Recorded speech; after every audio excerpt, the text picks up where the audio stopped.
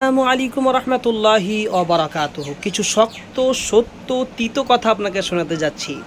একজন সুযোগ্য মেধাবী সম্পন্ন জয়েন্ট নিট এক্সাম দিয়ে চান্স পাওয়া একজন ডাক্তার, ইউপিএসসি এক্সাম দিয়ে ভালো আইএএস আইএফএস অফিসার হওয়ার মতো যোগ্য একজন ছাত্র যদি চান্স পাওয়ার পরে, একজন এসএসসি এমএসসি পরীক্ষা দেওয়ার পরে চাকরিযোগ্য একজন ছাত্র ফিরে এসে বলে গার্জেনকে যে আমি চাকরি করতে চাই না, আমি মেডিকেল লাইনে যেতে চাই না, আমি আইএএস আমি আইএফএস অফিসার হতে চাই না, আমি চাই একজন সুযোগ্য আলেম হতে।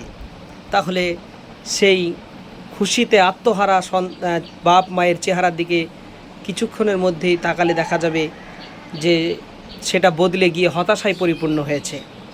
এটাই ধ্রুব সত্য কথা। কোনো মাদ্রাসার ছেলে, আবার বলি দ্বিতীয় এদিক থেকে যদি ধরা হয়, কোনো মাদ্রাসার ছেলে লেখাপড়া করতে করতে কোনো কারণে বাংলায় লেখাপড়া ভালো হয়ে গেছে বা মাদ্রাসা ছেড়ে দিয়েছে, বলছে এখন আমি জেনারেলে উচ্চশিক্ষিত হতে চাই, সেখান থেকে আমি ডাক্তার মাস্টার ইঞ্জিনিয়ার হতে চাই। মাদ্রাসার রাস্তা পড়তে পড়তে পাঁচ পথ থেকে ছেড়ে দিয়ে বাড়িতে আসার পরে যখন আলোচনা হয়, তখন সেই গার্জেন আনন্দে আত্মহারা হয়ে যায়। তার মানে আমরা বোঝাতে চাই, এই পথে যারা আছে, এই রাস্তায় যারা লেখাপড়া করে, এই শিক্ষা যারা অর্জন করে, তাদের ন্যূনতম মূল্য আমরা অনেকেই দিতে জানি না। তাই বলবো, সুশিক্ষা অর্জন করতে হবে দিনকে সাথে রেখে। ডাক্তার হওয়া, ইঞ্জিনিয়ার হওয়া, মাস্টার হওয়া কোনো দোষণীয় কারণ নয়।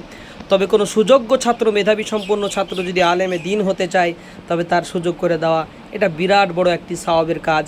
আপনি যতই বড় ধনী হন না কেন, আর যতই বড় আপনার দুনিয়ার কোনো কাজ, কোনো ডিগ্রি অর্জন করার আশা আকাঙ্ক্ষা তার মধ্যে থাকুক না কেন, আমরা দেখতে পাবো খুব খেয়াল করলে মাওলানা তারিক জামিল সাহেবকে, আমরা দেখতে পাবো মাওলানা জুলফিকার আহমদ নকশবন্দিকে, আমরা দেখতে পাবো পৃথিবীর সুনামধন্য স্কলার, পৃথিবীর সুনামধন্য একজন তর্কবিদ ডক্টর জাকির নায়েককে, যারা দিনের কাজও করেছে।